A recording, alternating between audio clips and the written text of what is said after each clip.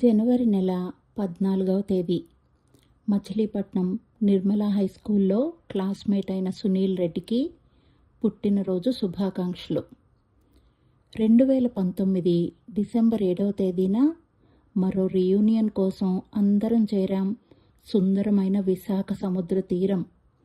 మొదట మెదిలింది నిర్మల వనం. ఇందరినీ కలిపిందన్న కృతజ్ఞతాభావం. అంతమందిని చూసిన ఆనందంతో దిల్ పాడేస్తోంది ఏదో హుషారు గీతం. ఆహ్లాదకరమైన ప్రకృతి, అనుకూల వసతి, రెక్కలు విచ్చుకున్న అందమైన భావం.